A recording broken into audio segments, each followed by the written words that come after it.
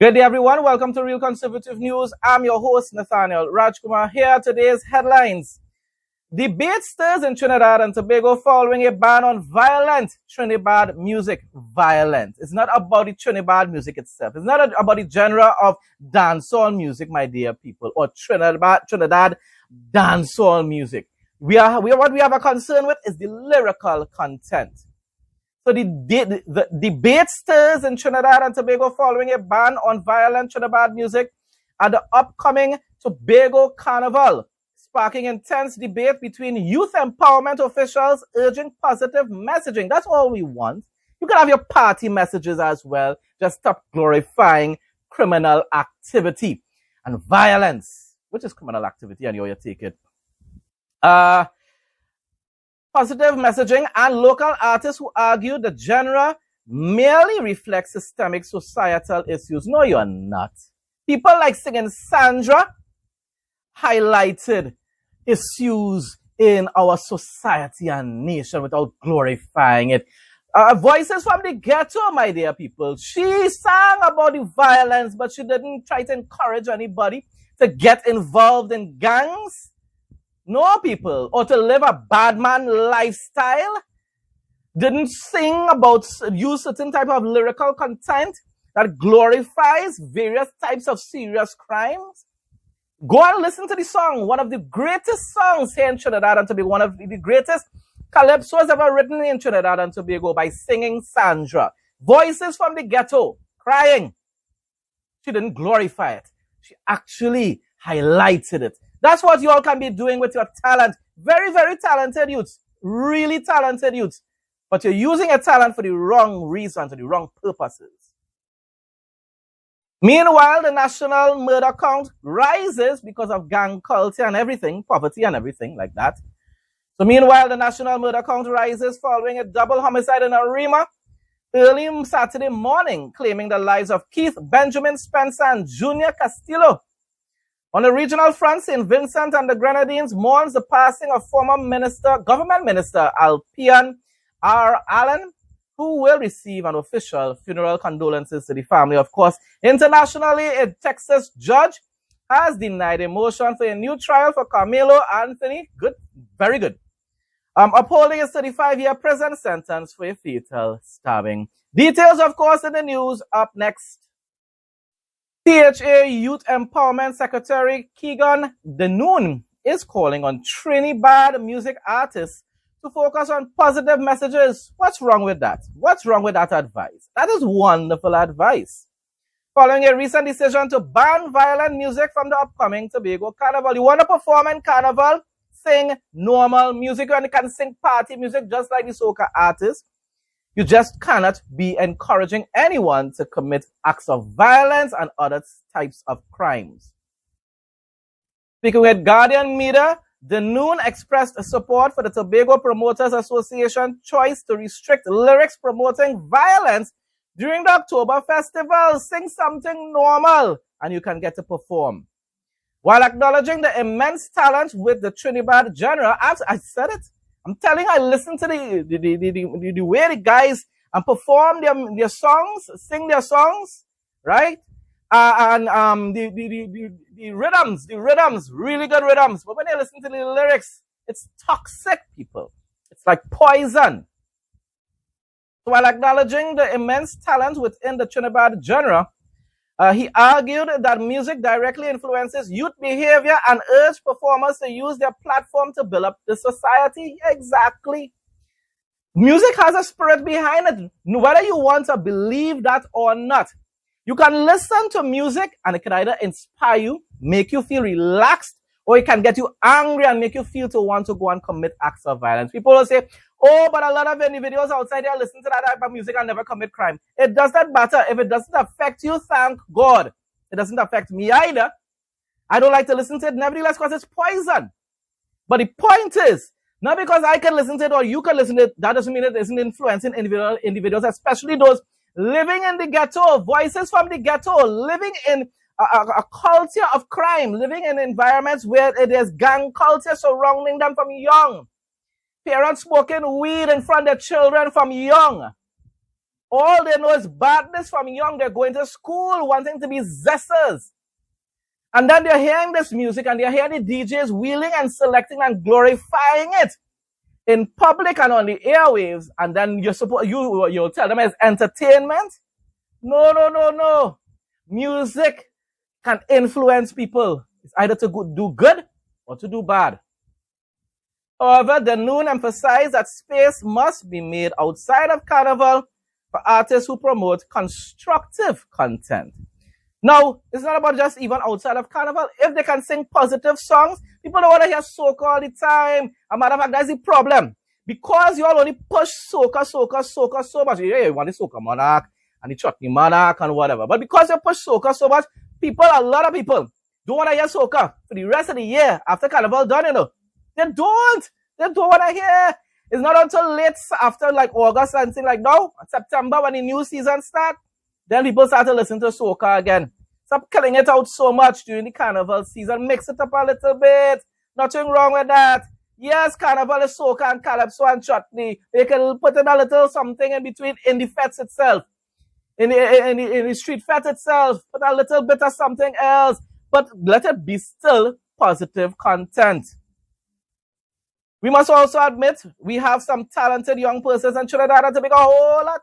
Most of them very talented. Very talented.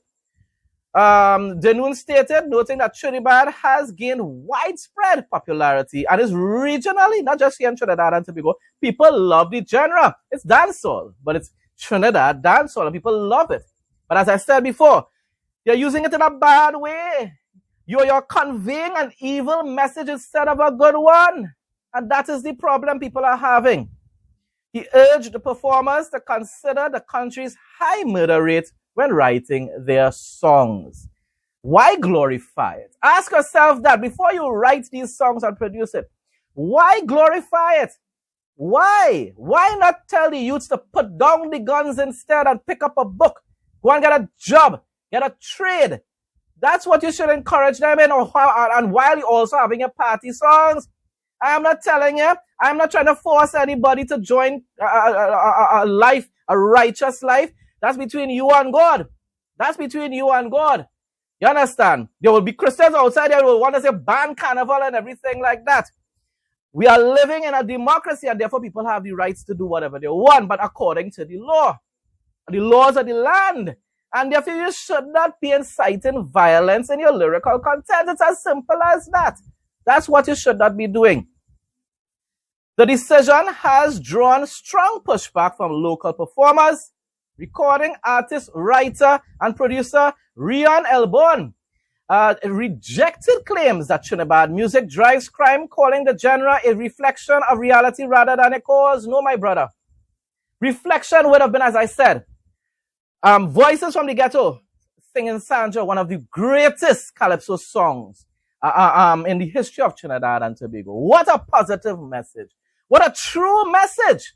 Highlighted the issues that individuals face in these poverty-stricken areas here in Trinidad and Tobago. That song is known, I believe, around the world to a great extent.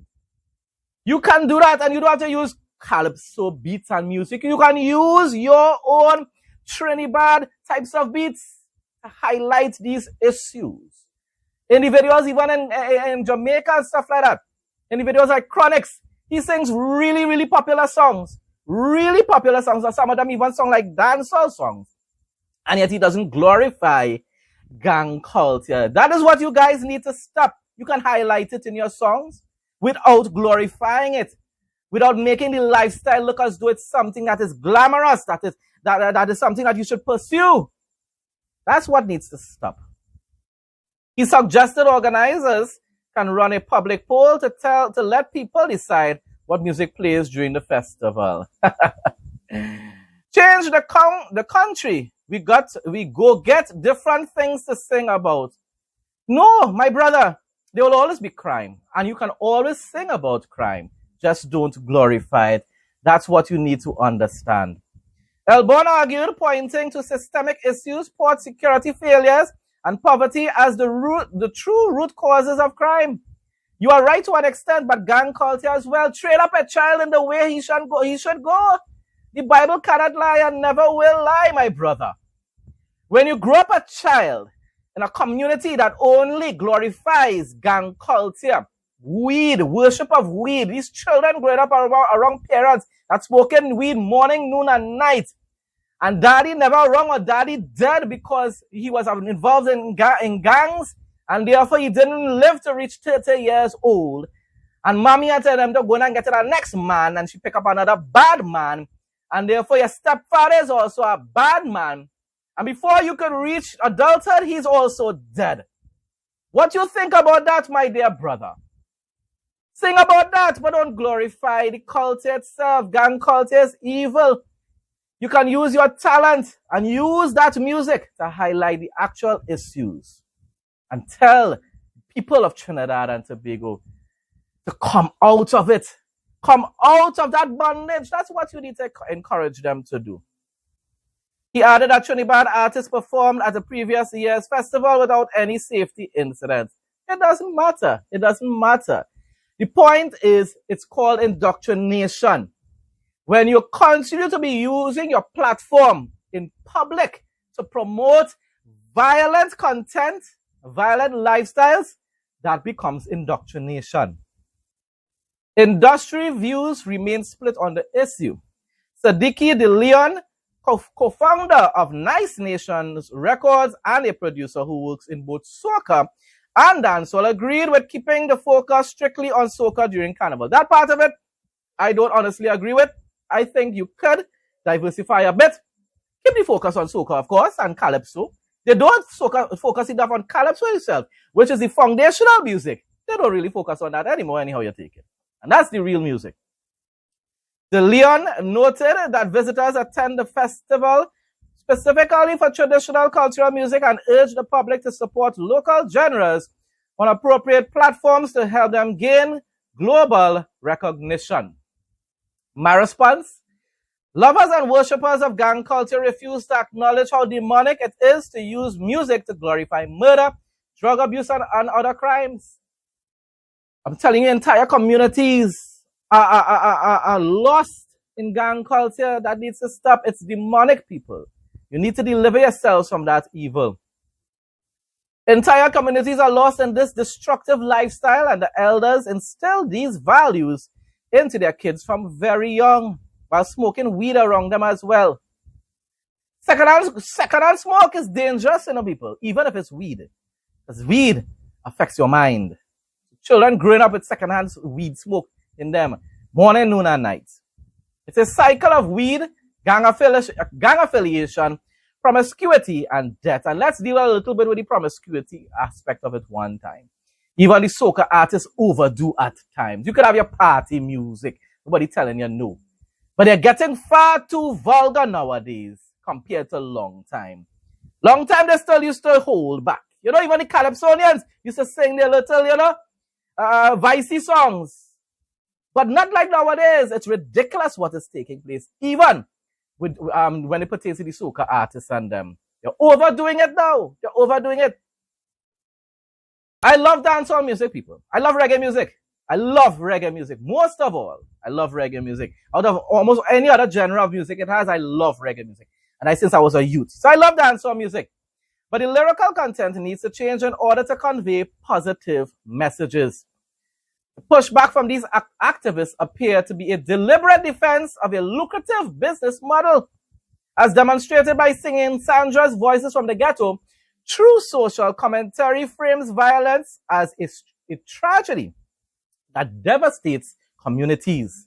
In contrast, much of today's bad man music portrays crime, gunplay, and gang affiliation as aspirational paths to follow, to power, status, and financial success. You want to be a zessa? Everybody wants to be a zessa. All the youths and them want to be baddest and zessas nowadays. She want a bad man.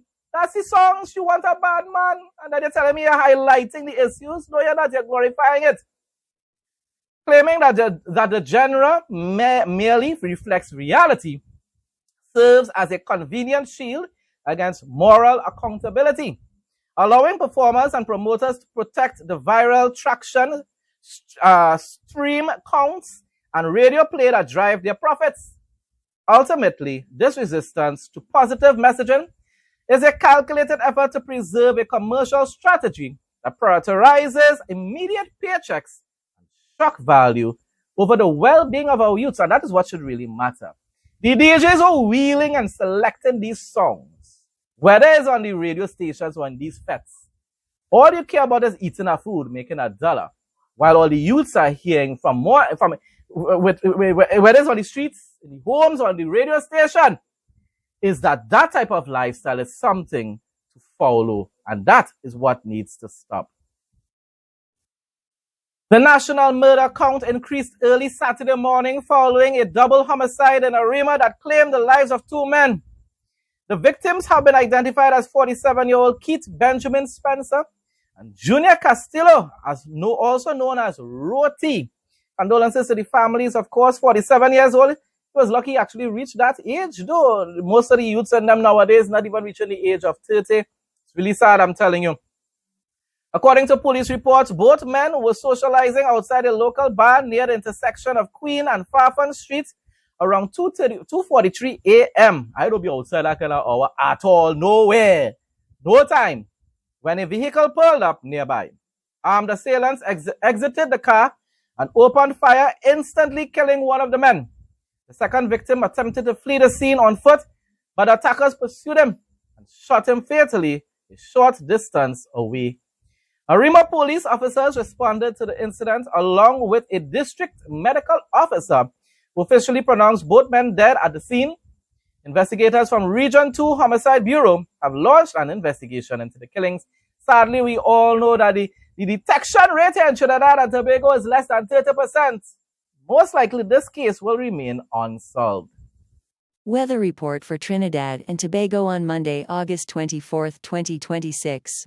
On Monday, August 24, 2026, Trinidad and Tobago is expected to experience partly cloudy to cloudy conditions with a high temperature of 30 degrees Celsius and a low of 24 degrees Celsius, accompanied by a light presence of mild Saharan dust. The morning will start off fair, but cloud cover will build from late morning through the afternoon, bringing a few light to moderate showers and a medium chance of an isolated heavy shower or thunderstorm. In the vicinity of heavy showers or downpours, gusty winds are likely and localized street or flash flooding may occur. Sea conditions will remain moderate with open water waves peaking around 1.5 meters. Individuals sensitive to air quality changes should take necessary precautions due to the mild haze from Saharan dust. Regional news now. Prime Minister Dr. Godwin Friday has paid tribute to former government minister and parliamentarian Alpian R. Allen.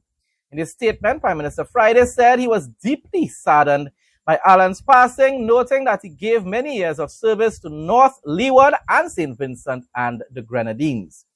Prime Minister Friday also announced that Allen will be accorded an official, or what we will call a state funeral, as a former member of parliament, with further details to be announced at a later date. Of course, he started as a teacher, an educator, a principal, and gave service in that capacity, touched the lives of so many people in his community and in St. Vincent and the Grenadines. And then he went on to serve as a member of parliament for North Leeward under the NDP government, where he served as a minister of tourism and foreign affairs. He served also in the Ministry of Education. So he gave public service in many different areas. And it's a great loss to our country, but we thank him so much for his service. The entire community in North Leeward, and of course in St. Vincent and the Grenadines, are grateful for all the contributions he has made over the years, and are now acknowledging that great contribution and the sadness at his passing. To his family and to his close friends and to the community that he served so well, please accept again our deepest condolences. May his soul rest in peace. International news now. A Texas judge has rejected a motion for a new trial for Camilo Anthony, maintaining his murder conviction and 35-year prison sentence. Yes, Let him serve that entire 35 years, in my opinion. The decision followed 2 days of testimony regarding various procedural concerns raised by the defense. Key arguments centered on restrictions placed on courtroom access, proceedings conducted without Anthony present, and a dispute of the record arrangement between prosecutors and his former defense counsel. The original conviction stems from a June verdict finding Anthony guilty in the fatal stabbing of Austin McAuliffe during an altercation at a Frisco track meet. The victim who died simply pushed him away and told him, "Move from here." And he decided to take the boy's life because of that. Young man's life because of that. That is evil, people. That is murder, people. Anyone that is defending him because of tribalism, you all need to emancipate your minds, seriously speaking. With the trial court denying the request for a retrial, Anthony's legal team is now pursuing the matter through a direct appeal, in the state appellate court system. Yeah, appeal. But hopefully that appeal will also be rejected and he will remain behind bars. A Palestinian man shot dead while attempting to stab IDF soldiers. You're hearing that? My dear Trinidadians who don't like Israel. Palestinians! Free Palestine! Yeah, another terrorist again was trying to commit an act of terrorism. So a Palestinian man shot dead while attempting to stab IDF soldiers in Jenin overnight has been identified as Fathi Hazem, the father of the terrorist who killed 3 Israelis in Tel Aviv in 2022. The IDF said paratroopers conducting an arrest raid were attacked by Hazem with a knife and opened fire, killing him. No Israeli soldiers were injured. His son Riyad Hazem killed Toma Morad, Itam Magini, and Barak Lufan in a shooting attack at a Tel Aviv bar in April 2022. Freedom fighters said, no, terrorists. Fathi later publicly praised his son for carrying out the attack, just like how Palestinians praised the October 7th, 2023 attack. And then people want to call them normal. Normal? That ain't normal at all. Anybody that praising those type of things could never be normal. People that support Israel for defending themselves, that is what you call normal. Because Israel didn't ask for any of this to happen. They want to make peace with the Palestinian people. But y'all don't want to hear that. You want to hear free Palestine. Palestine never was a nation and it never will be. It's as simple as that. Folks, that brings us to the end of today's news report. Thanks again to everyone who continues to support my content. Please like, comment, share, and subscribe. Stay blessed and stay safe most of all. In Jesus' name.